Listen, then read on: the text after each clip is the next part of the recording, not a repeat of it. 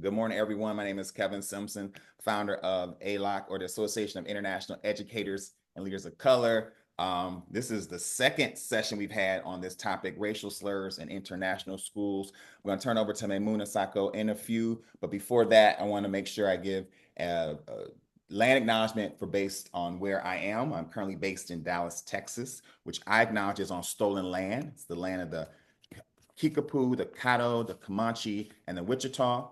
I honor with gratitude those who have stewarded before me and us throughout the generations, and to make sure that in our work that we are continually to think about those voices that have historically been marginalized, been forgotten, been left out of history, her history, their history, and thinking about how are we making those ongoing in terms of celebrating and worthy within our context that we're in. A little bit about ALOC. Our big three is on advocacy, learning, and research with educators from all over the world. I'm going to toss it right on over to our facilitator and our moderator for today, Maimuna. She's going to get us started. Of course I'm muted. It only took 4 years of COVID to forget. I hope everyone's doing well. My name is Maimuna Sako. I am a she, her, L. I'm calling in from Dakar, Senegal, on the west coast of Africa. And I'm excited to be on this call with you. I am an educator, a mentor, a coach. I love all things joyful. And thank you for joining us all around the world to have this conversation. So we have our esteemed panelists that are on.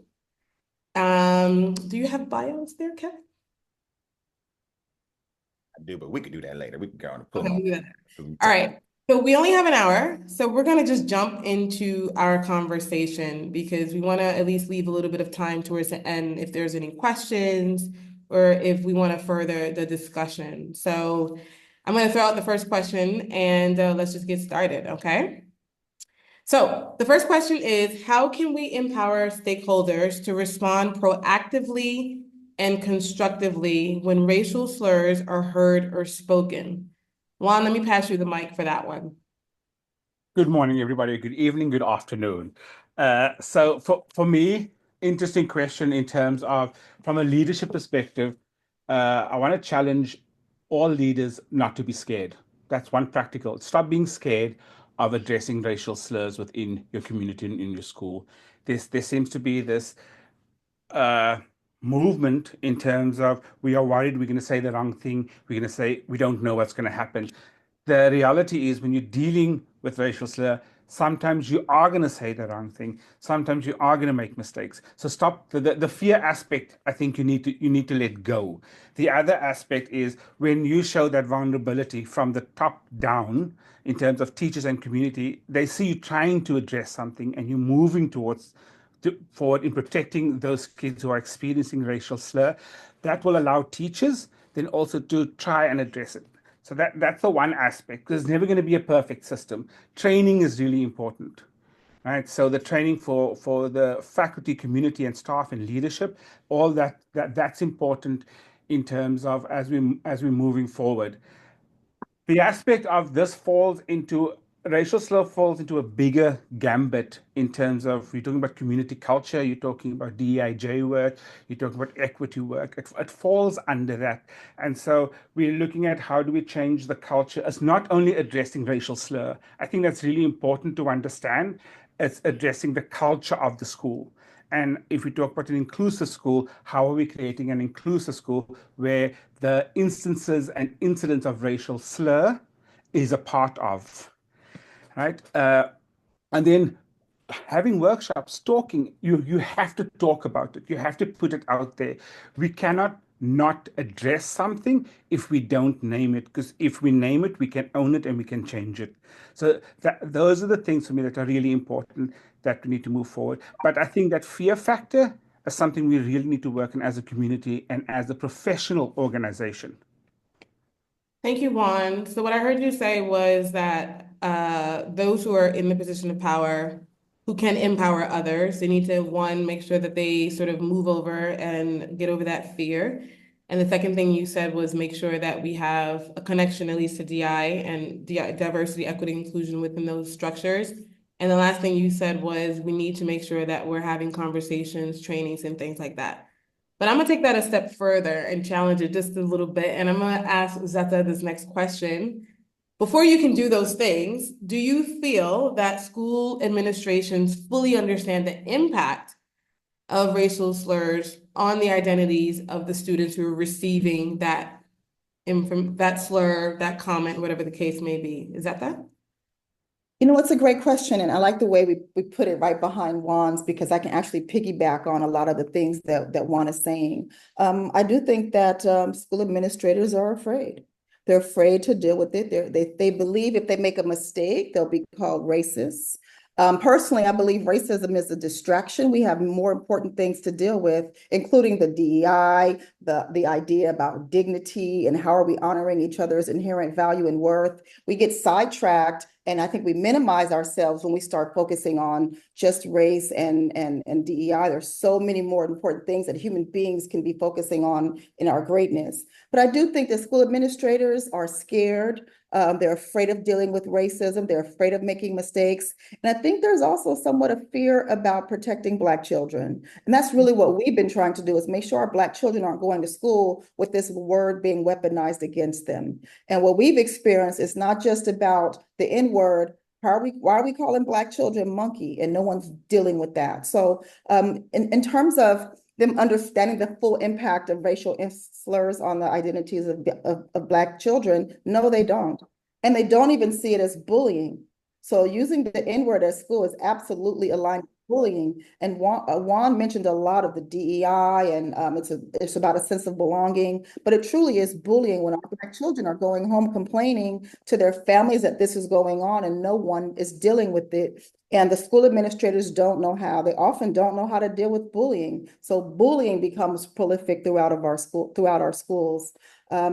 We actually have a lot of laws, and I'm in the state of California right now, although I've had the fortune of being able to run schools in other countries. I also understand that until our administrators stand up and take a stand about this, and I find it's better when we do it collectively, and I can talk about that a little bit later, but yes, administrators do not understand the impact of racial slurs, and oftentimes they don't know how to deal with it.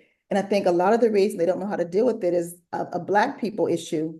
In our experience, we've had Black families and Black communities fractured because some are saying it's not a big deal, and some are saying it is. Some are saying it's about, we've taken back the word, and some are like, no, we can't take back that word. It's full of blood. So you have all these different things that are going on that we're expecting school administrators, many who do not come from or understand the Black community, they don't want to touch it. So, they can't understand the impact of the racial slur because they don't have to deal with it. And oftentimes they brush it under the table, and, the Black children are left dealing with it by themselves. And in our experience, we find, especially around the middle school and high school level, they become cool with it because they're asked to. And when we spoke earlier, we talked about the idea of Black children being asked for an N-word pass by non-Black children. If you're asking if a non-Black child is asking a Black child for an N-word pass, we consider that bullying when the child goes home crying to his family.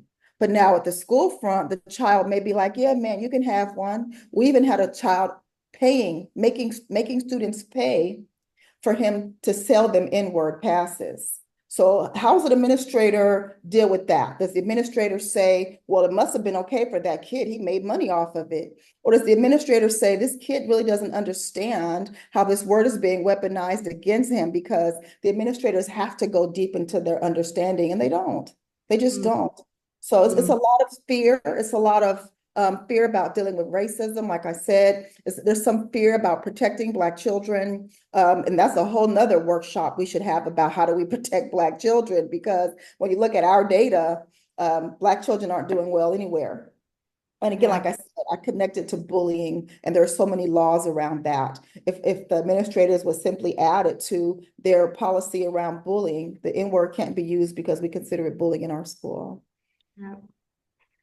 Thank you for that response. And I can attest to the N-word being sold by students, it happened at my school, and I think we're still trying to figure out how and what to do with it. And so I like how you ended, and sort of that's where I'm going to start for the next question. And I'm going to pose this one to Zanaha. How might you as a student be supported if you encounter an incident or if there has been some accusations that racial slurs have been used either by students, so within your category, or just experiencing it? So how might students be supported? I think the first thing you should consider here as to how students might be supported is to make sure the teachers and the administrators are supported first, because they can't provide you with resources and support and comfort anything if they don't know if they don't have it themselves. Since the school is a place where everyone's constantly learning, I feel like it's not something we should forget that teachers need to be constantly learning as well. They need to learn about the history of these racial slurs, they need to learn about the impact, they need to learn about the culture, they need to learn about ways to prevent them in school and in other surroundings, and ways to support students who are being faced with them. I think something that needs to happen is just learning about it, which can take place in professional development workshops for teachers, outside learning for them, and so on and so forth. So they can come back and they can talk to their students, listen to their students. I mean, not there can't be just one person, one teacher who fixes this entire situation on their own. Students aren't asking for that. We don't expect that. We don't expect the teacher we trust to confide in to solve everything about the entire issue, the entire systemic oppression that surrounds these words that they think that some might think are just insults. We think that we would just like to talk to somebody who knows what we're talking about so they can provide us an apt response that makes us feel like we're heard, so we can think about next steps. And the teacher should be equipped enough to think with us on what these next steps should be, whether to talk to a counselor, to a higher person in the school system, and so on and so forth. But first and foremost, they should be knowledgeable enough to have important conversations with the students that they're supposed to help. I love that response. I'm going to put you a little bit on the spotlight. Have you been on the receiving end of this topic, racial slurs? And can you tell us just a spotlight on your experience with that? It's rare that we have students on, so I'm just Not curious. racial slurs themselves, but other slurs, for example, referring to referring to who I am as a person based on like sexuality or based on neurodivergency. Yes, that. I have had teachers, some teachers at the school I'm currently at, who've been supportive throughout this, who've always provided me opportunities for comfort, who are able to help me through the feelings I have on the matter, and who are also able to show me that there are things I can do about this if I want to. Of course, not every student always wants to take action immediately and rectify this, do that, do that. So it's okay to not want to do that for a second, just sit for a second and think. So that happened to me, and I don't know what to do with that yet, and that's fine. So yeah, I have had it, but it's not commonplace, and that's what sucks so much, because I have the privilege of knowing that I have these people in my school, these elders who I can go and I can talk to. But since some students might not know them, they might not have this avenue of comfort, and some other students, teachers who just aren't equipped enough to be this person of comfort. There are just so many other students who are losing out the opportunity to learn from them and just feel better. I have just one more follow-up to that. I wonder, and let me know if you can speak on it. Could it also be that those individuals who are your persons of comfort have done exactly what you're saying that teachers should do?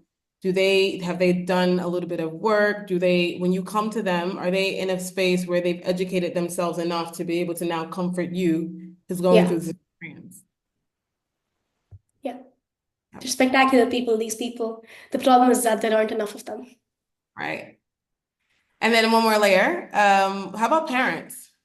What are some of the conversations that you're having, for example, in your household and maybe your friends, in terms of how the parents can step up if they need help, or what we can do as educators to support them?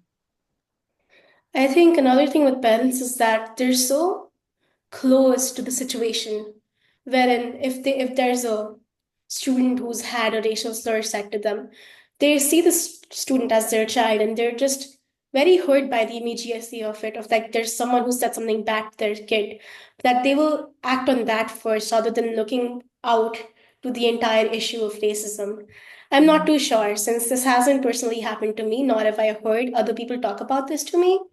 But I think parents are just, they're so close to the situation, but they're also just so distant, because this is not something you typically, at least in my household or other households I know, that we talk about like the overextended consequences of these words. We talk about how we feel and how we want this to get better in our own personal sanctity.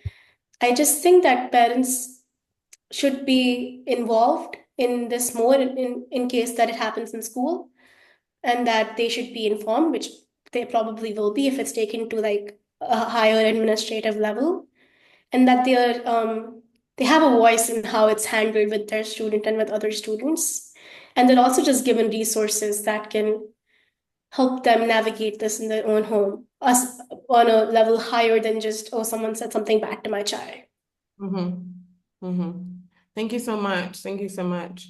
Zeta, I want to push back a little bit on sort of what we talked about just a little bit earlier in terms of considering school administrators and their full impact of racial slurs on the identities. You mentioned within your sphere of focus right now, which is in the United States, and we know for everyone who's on the call that there's a deep history within the US in terms of just color, race. We don't have to go into it, we all know. And I'm thinking when you apply that same ideology towards international, I think it does go beyond just black and white, right? And I think you would agree with me on that. Can you touch upon that a little bit, being that you've had experience on the international space?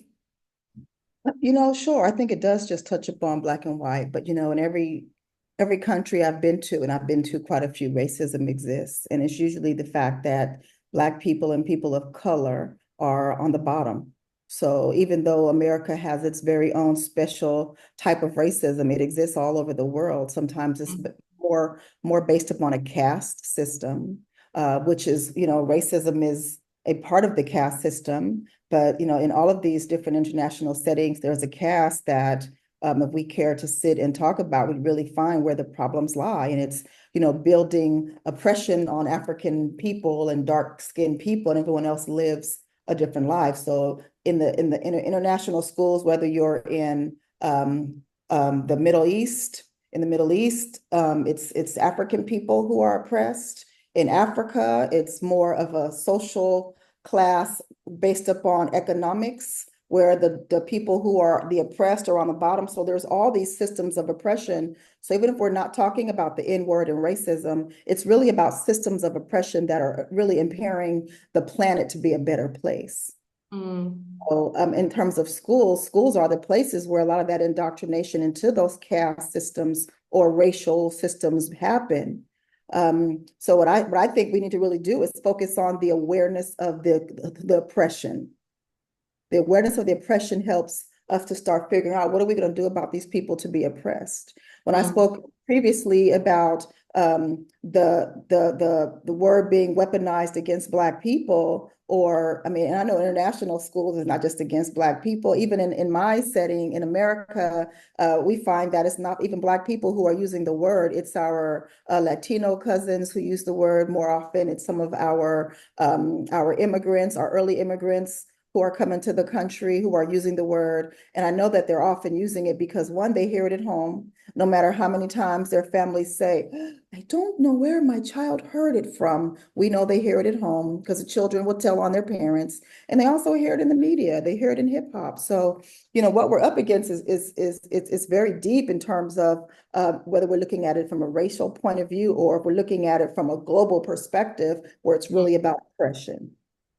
So for me, it's how do we remove that the aspect of oppression in our educational hallways? There's been many words that have been used to oppress people, and many of those words have been removed. Words like gay, Why are we allowed to call kids gay in school and the worst word for gay, the FAG word? Why was that allowed for so many years? And then a community of people said, we're not going to do this anymore. So that wasn't even about race, that's about oppression. We're always trying to make sure someone is feeling bad, because when other people feel bad, that means I can feel good. And that's what we as educators should really be changing. No one should come to school feeling bad about themselves. And this N word, it makes people feel bad. And that's why in our district, we're really working on getting it out of our schools. And I've got a few people online I'm really happy are here from one of our districts that we decided to work with. So like when you think about steps educators can take, one of the steps is getting a coalition.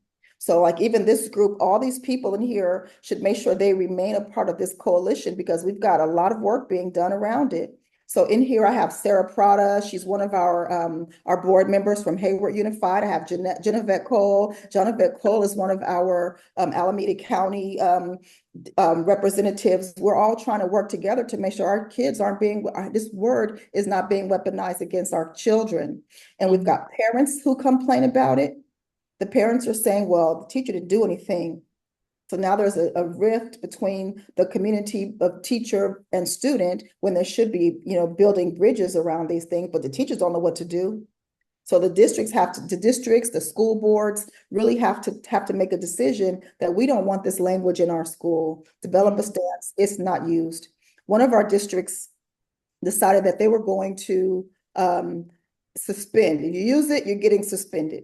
But the problem with that is, we should really be considering restoration. How are we restoring the community when this word has been used? So instead of focusing on the language, you should be focusing on the learning. How are we going to teach our children? It's not in any of our textbooks globally or locally about the N word and the blood that's on that word, but we hear it on a constant basis.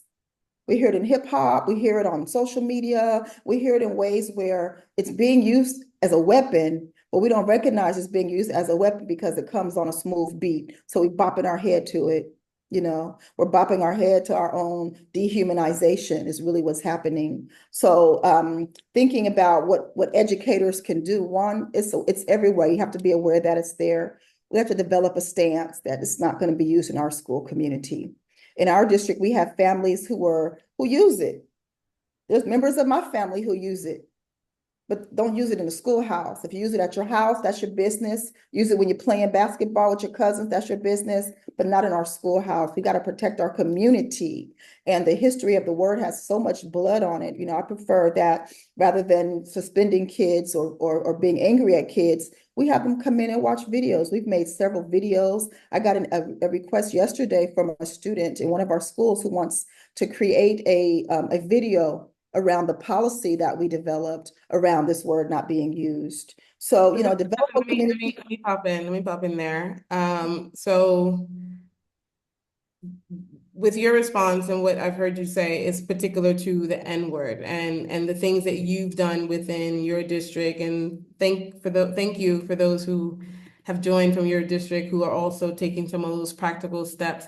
I want to toss the same question to Juan. And Juan, I'm curious on your experience. What are some practical steps?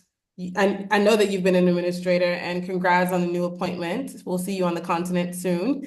What are some practical steps from where you sit that educators and administrators can use to empower stakeholders? So we talked a little bit about education, right? So beyond that, we can educate till we're blue in the face, because that's all we're doing, right? This is an education right here. So once we get that education, we have the self-awareness, what could be a next step that we could take? I think when we're looking at this, and I know some people will jerk, but we have to have the policies in place. What's the framework in which we're going to work at? And if we don't have the policies, it becomes like Schneider says, one person does this, another person does this, it becomes individualistic. Whereas if we have a policy that governs the incidents that happen, right? We have, and just as I said, we have bullying programs, but nothing actually deals I haven't had anything that deals with racial or classism in terms of as an oppressive structure, right? So how does bullying work in that environment? Like for example, where Asian kids will differentiate themselves according to their background or culture and will use certain instances to highlight another culture in a negative way. Mm. That's bullying, Mhm. absolutely. But there's nothing that, or sorry, I should say nothing. There's nothing that I have come across that deals with that. Right? We also know that racial slur is systemic, it's systematic. There is a impact, there is a violence within that word. And I think that often people don't want to talk about that. They don't want to talk about the violence of using the N word in international schools, or when a one culture, and sorry for my example, but when a Korean kid will use something against a Japanese kid because of the Indochina War that happened, there's still that aspect. Those Mhm. are things that kind of create that division and systemic separation, right? Because we use words to often hurt people and we call it a joke, but we know it's hurting. So the policy is really important. The other part also, uh, we want to change culture. How do we change culture? Because that's what it comes down to. How do we change culture? Zeka spoke about this culture of inclusion. What does that look like, right? And what do we say that we want in a culture of inclusion, right? Because we use this for neurodiversity. For example, we know what inclusion looks like there. We talk about belonging within that. But when we talk about these, how do I say, oppressive language that's meant to hurt, what is Mhm. inclusion like what does inclusion look like by removing that? And what's the process by removing that? That's the one part. Because I think that also the other part is, I just want to say this, is that Shneha, you brought something really important, is that the lack of diversity within teaching staff Mm. creates the problems that we have right now in the inability to address what we are going through. Because as we know, students generally and most of the time will report to teachers that look like them. We know that, right? Because my experience is often children of color won't report to a white teacher because they say, I feel like I have to defend why it happened to me, Mm. rather than having like explaining without having to defend. So we know that exists. So from a administrative point of view, diversify your faculty. You have to.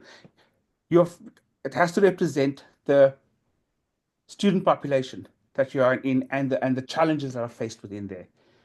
And so here's my question for both you and Zeta, and I'll get to you in 1 second, Sanaya. That's a big ask, and I don't know that the people who are on this call, or maybe, are in a position to do just that. I mean, I think some of us are in positions of power where we can influence because there has to be that aspect.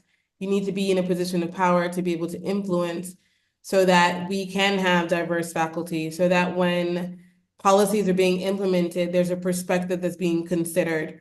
And therefore, you're also considering the students that these policies are impacted. And so realistically, knowing what we know, I'm not going to get into all the politics, but knowing what we know, and thank you, ALOC, for taking the lead with trying to increase that pipeline of leaders of color effectively for the last 5 years. How can we, who are not in those positions, still have that power of influence to be able to encourage our international schools to sort of move in the right direction? Okay. Okay. So for me, I think that we all have power. Mm-hmm. None of us are powerless. I want to start off with that. We all have power. And we use our power as a communal voice. I think that when you read articles, when you belong to platforms like ALOC and other places, that we start using our voices to ask those questions, right? The second part is that we know and we go, I'm going to say to all teachers, go to your school website. If it has the word diversity in there, it's nothing wrong with asking your colleagues and the leadership, in which aspect are we diverse? Ask that question in terms of that. We're not blaming, we're not shaming, we're just asking the question to reflect in terms of that. Right. And then when you talk to counselors and to people that deal with student behavior, for example, student like behavior management, find out in terms of where that lies. So I think we all have the power. Thank you. What do you think, Zeta? I agree with him. I think we all have the power. In fact, it's that community collectiveness that makes a significant difference. I knew when there was a parent who started the conversation with me about this N-word being weaponized against kids in our school and no one doing anything about it. So I started thinking, what can we do about it? And I know we couldn't do anything alone. So what I actually did is I presented to a conference the word and what to do about it. And I had all these materials. I knew in my heart that a resolution and policy were needed in order to stop it. But I also knew that we weren't going to do it by ourselves. Because that means you're supporting and protecting Black children. And that's a stance that is a political stance that a lot of people are afraid to make. But when you have several people coming together, your voice now is much louder. And it's very difficult for someone to say no when you have all these people saying this is important, this is really important work. So, for the people in this room, even having conversations about it, it makes a significant difference. Ask your staff, what do you think about, the way our school handles race? I really like the way Juan said they should, ask, well, what does diversity really mean? But sometimes teachers are in fragile positions where if they start, pushing back against the system in efforts to talk about diversity or inclusion or race or belonging, then they become spotlight becomes on them and they don't want to take that stance alone. So have that conversation in your grade level teams and then have it in your staff team and then go to a larger body, get a community of people behind you. And because basically it makes a difference in your school climate. Research shows the school climate makes a significant difference in the long time that teachers stay, what the students learn. So, when you have unhealthy school environments, and although we're talking about, racial slurs and racism, those create very unhealthy school environments, no matter who's in the school. And the thing about teachers and really looking at the diversity and trying to work on diversity in our schools, the teaching profession, or from America at least. I don't know what it looks like from other countries, but I know in these international schools that I've been in, they want American teachers or British teachers, right? So if that is who you're pulling from, it's going to be difficult to get international teachers. In Dubai, I was trying to hire a very nice global view of teachers. And the owners of the school told me, I'm hiring too many people of color. They want white people. They want blondes. So that's something you're also up against in these schools. What do the families want? In Kuwait, I had families who wanted white teachers. So thinking about how you can be diverse, and the schools are businesses, and they want to make sure they're getting fed by that tuition. So they have this, it's a very tight line you have to walk. So I think also the school boards need to be aware of these conversations and how, if you look at your school and your school doesn't have a rate of retention of teachers and your teachers are all diverse or not diverse, your school board should be in on this conversation too. So if you're having conversations in a small community of teachers, you open it up to a larger community of teachers, you got to tap into your board. That's where the policy happens. So the small community voice broadens and then we go to the board. That's my recommendation. Thank you, Juan and Zeta. I like how you framed it. It brings me back to the African proverb of it takes a village. And if we're trying to move policy, procedures, even initiatives forward, there needs to be a collective voice to be able to move that forward. So thank you for that. And I want to throw it back to Sneha. I think you touched upon this a little bit, but if you could just expand. After the incident, and you, as I said, I think you touched upon it, but it's good to expand it a little bit. What kind of teacher-student or student-to-student interaction do you think is needed to address, redress, and grow the school themselves, but also the individuals who are involved in those incidents?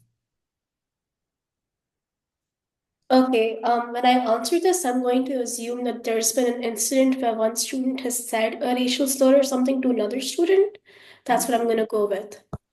I think, first of all, the type of teacher-student communication that exists are of two kinds, the one with the student who's been harmed and one with the student who has been harmed, who has done the harm, sorry. Uh, for the student who has been harmed, firstly, they do need someone to listen to. It does tend to be that they go to the people who look like them, like Juan said. And one thing that's important is that in our schools where we really don't have enough of that, where we claim to have diversity, but there's one poster person of color teacher, that's not good at all because that leaves us basically nowhere to get support from. And we don't want to burden that teacher too much themselves because they have their own life going on and you don't want to add on too much to that either. So definitely, I think there needs to be more teachers of any kind who are equipped enough to listen to you about your problems and listen to you about how you feel and what this word has caused you, the impact this word has had on you, because it's such a heavy word filled with so much hurt and history and everything else. So definitely you need to have a teacher who's there to listen to you and who's there to guide you towards the next steps. Whereas for the student who has said the word, who has said the slur, it's important that they have teachers not treat them like it's the end of the world. They haven't committed us. It is a horrible thing that they've said, but it should not write them off for life. They are still students. They are still learning. They are still getting all of this just from the culture of our media, of our music, of the school. And it should not condemn them for life. While they should have consequences for this, they should be treated with reproach, but they shouldn't be treated with like a permanent sense of negativity. They should clearly be explained what they've done is wrong. They should be having these conversations with teachers, first and foremost, directly, with counselors as a next step, so they can unpack why they felt compelled to say what they did say, and have the counselors show them that this is what you're getting from the environment that you're in. It's not understandable, but it is done and you can't reverse that. So, what we can do is make sure you don't repeat it. And then you move on to actual administration because while the student is not forever condemned, they do need to have consequences for what they've said because they've hurt somebody else, and that at its core is not something to be tolerated. And these consequences need to be restorative learning consequences, restorative justice consequences, where they're not sent out of school for 2 days because that's basically just a vacation. They, while we don't, I've not seen most of this practiced much in my school because here it is just suspended, suspended, suspended. Just opportunities to learn about it. Because if you've committed this act and now you've been told it's wrong, that's not going to stay in your head as much if you don't, learn over it. I guess if a student does do an act like this, they should be tasked with learning about it, at least what this word is, why has it come to be, why is it in our environment right now. I don't know, a restorative learning consequence could be, and this is so minimal, but I can't think of a better idea. Making a presentation and presenting it to a teacher and having them see, oh, okay, yeah, you're finally understanding what this word is, and this might compel you to avoid using it the next time.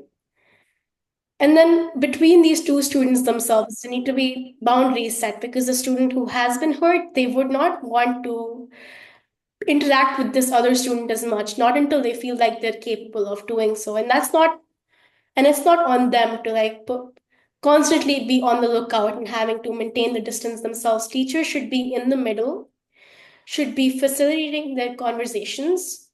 And if the student who has been harmed comes to a point where they feel like they want to listen to an apology and move on, the teacher should arrange that. And this can also be a counselor or an administrator, not just a teacher themselves.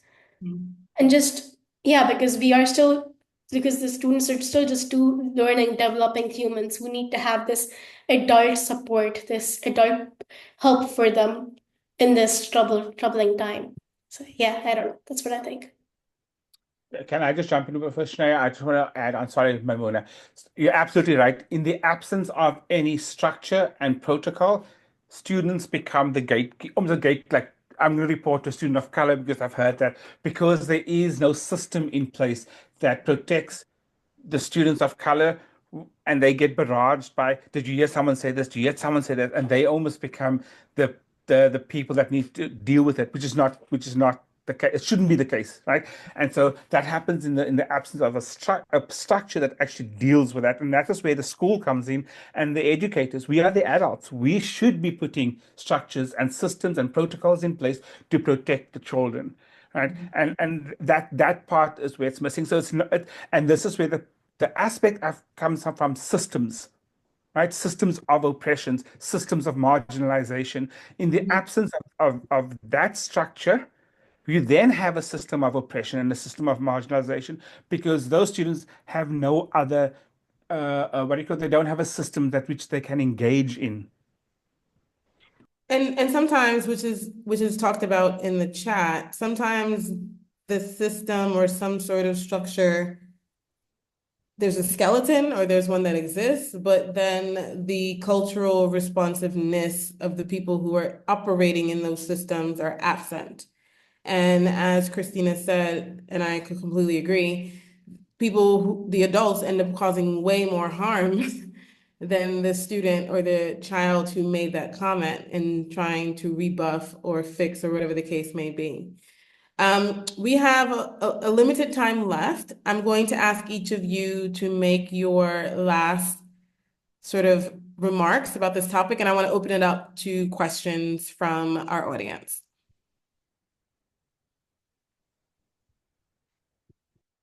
I'll just jump in here. Just as a closer, I think it's really important that we all understand that it's there. We need to be aware that this racial slur is there. It's dehumanizing our students, and that the adults need to be responsible for making sure it comes out of the schools. They shouldn't be expecting kids to fend for themselves and fight for themselves and sell in-word passes. The adults need to take a stance that this is okay. That this is not allowed. Sorry, it's not okay and not allowed in our schools.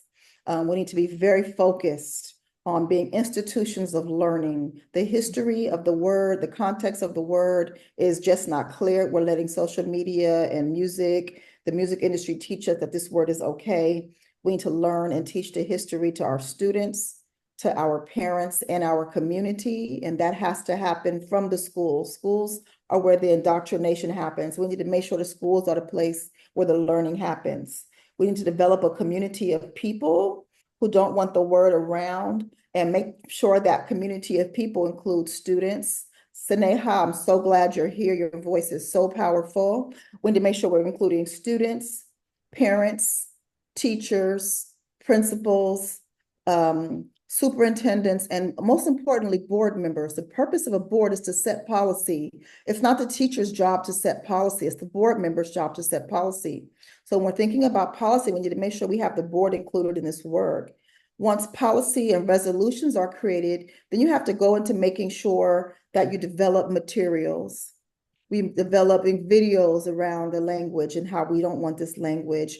We need to make sure we develop teaching materials. We've developed PowerPoint slides that teachers can teach their students, that principals can teach their teachers. We have a variety of materials that I've created to make sure that we're meeting every single dot, because if we go out into this conversation and not have the backup, and the backup is the materials, because teachers will say, well, I don't know how to do this.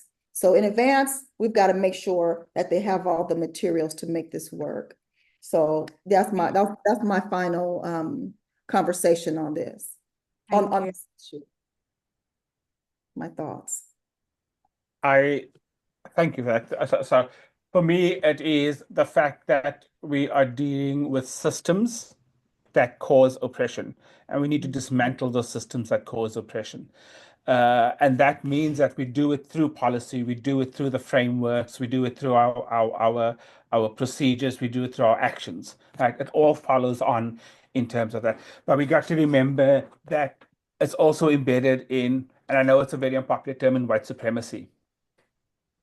There's a reality of these words that I think people aren't necessarily comfortable stating. Mm, And at times we put other people's discomfort above our own. mm, And we need to remove those barriers because we have sat with oppression for a very long time. And it's for me, it's really clear that my discomfort is not going to be put set aside for other people's discomfort, right? And so in schools, we need to find that reality that a head of school, a teacher's discomfort doesn't sit above a student's discomfort. We are an educational institution. We are given the permission to protect each and every child in our school. So mhm, my discomfort is not bigger, mm, right? And we need to state that. We need to say that because I think that we often work in these environments where I feel uncomfortable. Oh, the community is not ready. The community hasn't been ready for 50, 60, hundreds of years. They're never going to be ready. Let's just be honest. In international schools, there are very few communities that will ever be 100% ready. We need to move past that and mm, say it's the right thing to do. What mm. is the right thing to do? I don't think that communities were ready to include neurodiversity in the learning, but we all knew that it was the right thing to do. Why does it stop there? Why doesn't it move on to inclusion when it looks at marginalization and oppression? Thank Right? you. Thank you. I Samaya, do you think want for me, it's just the final thought I've been wrestling with here is just that the time for inaction is over. I mean, we have to look at the way the world is looking right now with the recent elections in the United States and with so many other places that will follow suit because the USA is a powerful contender. It just, I think we have to start taking action, even if it's smaller actions inside schools, inside small communities, to make a big, powerful impact. And Mm, letting people think that these small words are incircumstantial and that they're just small insults cannot be tolerated anymore just because of the impact that they have on a wider community of people, and not even on just the wider community of people, just on one singular person, because that singular person's worth is so important. And to deny them of the dignity that is inherent to their self is not something that anyone, not an administrator, not an educator, not other students, can ignore it any longer. Thank you so much. I'm going to open up the floor, the mic to questions. You can type it in the chat. You can raise your hand. Got about 5 minutes. I can take a couple of questions.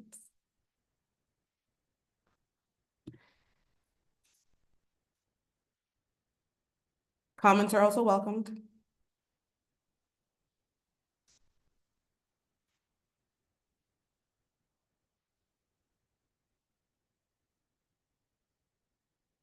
Yeah, we're quiet today. I'll go, everybody. Good morning. My question or my comment to the panelists would be, given that we know that international schools were not built for everyone, what do you all see? I've heard, you speak about policy. I've heard about, I see here in the comments building awareness. Thank you. What do you think in terms of immediate actions? What would be 2 or 3 immediate actions that we can take in schools where on paper there are policies against discrimination, on paper there are policies against bullying, but what I'm hearing from students is these things still happen in the hallways. These things still happen in social media, and it's not the social media with your name on it. They have burner accounts. They have fake school accounts, right? The kids. The web of communications has grown so much, so it's not like they're smart enough not to put their actual name on a social media account, but they have burner accounts of their burner accounts.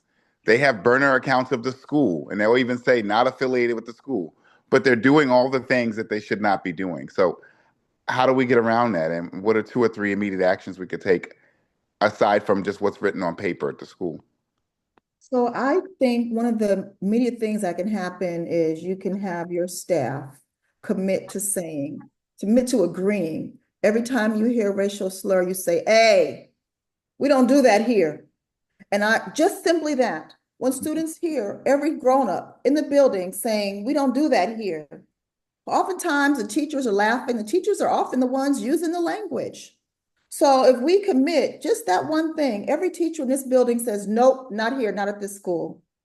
And I think that's an easy professional development day on why we don't do this and what we expect you to do. We don't Yeah. want you to chase the kids down. Hey, you're going to be suspended. We don't want all that. We want you to announce, you're burning my ears with that language. Please don't use that here. We don't do that here. If Yeah. every child heard every teacher cut in, and I know it happens in the hallways and teachers hear it, adults hear it, I hear it. And when I hear it, I say, hey, you guys are burning my ears with that. And they always say, oh, miss, I'm sorry. Mhm. And I know they're children. I know they're going to keep pushing it. They're going to keep pushing the needle. But are we going to allow them to push the needle, or are we going to shut it down and say, not here, not at this school? That's what I think should be. That's just one simple thing. Yeah. Starting tomorrow, this school is not going to allow this type of language to be used here. Teachers, when you hear it, say something. Yeah. Good point. And that also reminds me that sometimes teachers don't even know the terms of the day, because the kids have been telling me that the teachers are not picking up on, all right, oh, she's for the streets. It goes over people's heads. They're like, what are they talking about? So At the kids are saying ECTC. things like that in the hallway, and teachers walk right by not knowing what Yep. that means. Well, I know they know the N word because Yeah. that's a global one. You That's know, true. being for the streets, I'm just learning that one my own self, right?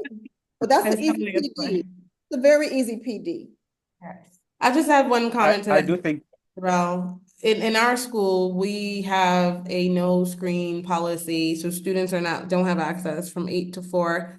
Yes, I know from 4 things happen still, but at least as far as what we can try to control is that they can't use their phones. And we have a very firm policy about Snapchat. And to the point now where if things are happening on Snapchat, you can get suspended, or there'll be repercussions within the school because of your behavior, Mhm. because it's bullying, it's still bullying. Yeah. And that's something that we have tried to do as a school, but in the same way that you don't allow especially the secondary students, I think sometimes we hear it, the cussing when you're in the hallway, where you're on lunch, we don't allow it. So it's the same as what Zeta said. If you're hearing somebody use that kind of language, I know all the time I'm checking kids when I hear them use foul language. And I think the third thing, when you just said about, I agree with Zeta, the words and the languages that we hear now, I mean, if I wasn't teaching in secondary, I wouldn't really know what the Right. words, I wouldn't. I'm an elementary teacher by love and trade. And so I think we all have to do our own PD and make sure that we're sort of keeping up to what is happening, because we are in we are at work in the school more than sometimes we are with our families. Let's be for real, 40, 50 hours a day. We're even thinking about work when we're not at work. So we need to be aware of what the new trends are to a certain extent, so that when things come up, we could be able to, okay, wait a minute, this is not okay. And then teach other people who may not know that, because some of it is also cultural. There's Yep. things, Black diaspora, Black American culture, that we're going to hear first and be more connected to sometimes than other people of other different races. Just a quick, as there's also the discussion around value discussion. I think most international schools have got advisories. It's interesting how we don't use the advisory program to have values discussion and belief discussion, and also incorporate that in the value discussion of the school, because that makes it easier for you to say, we don't do that here because we don't value that, right? And so kids will know these are the values that the school aspire to. This is how I connect to those values. And when I'm using something that's against those values, the conversation is a lot different than policing, right? And to have that kind of like the shift from you did something wrong to that is not a shared value. Thank you so much, everyone, for joining us on this very important conversation about racial slurs in international schools. We hope you walked away a little bit more incited and a little bit more enriched about what you could do within your school. Even if it's a small thing, I think those small things add up. So we really appreciate that you've taken time out of your day, morning, noon, night, afternoon, to be with us. And we wish you well for 2025. Be on the lookout for ALOC events coming up. And take care. Thank you all. Thanks, Maimuna. Thanks, Juan. Thanks, Zetha, and thanks, Sneha. Be on the lookout for the recording if you missed this live. Thank y'all. Y'all have a good day. Thank you. Thank you.